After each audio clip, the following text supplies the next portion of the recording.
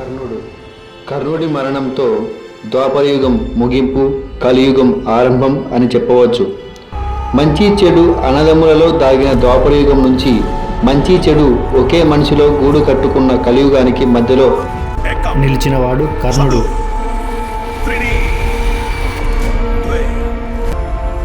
కురుక్షేత్రంలో వీరత్వానికి నిలువెత్తు ప్రతీక అయిన కర్ణుడు ఒక మహాశక్తిని పిలువబోతున్నాడు. ఒక సంకేతం ఆకాశాన్ని చీల్చుకుంటూ అదృశ్య లోకాన్ని మేల్కొల్పింది. కాలం కూడా భయపడే ఆయుధం.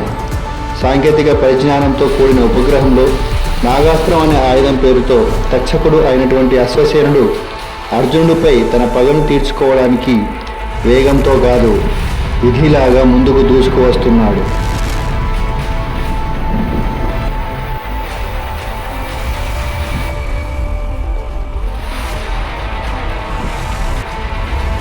కానీ ఆ విధికి కూడా ఒక మార్గదర్శకుడు ఉన్నాడు. అర్జునుడు రథసారథి శ్రీకృష్ణుడు. కేవలం ఒక్క అడుగు రథాన్ని తొక్కిపట్టి విధిని మార్చి అర్జునుడిని కాపాడాడు. బాణం తప్పింది, కానీ వినాశనం ఆగలేదు.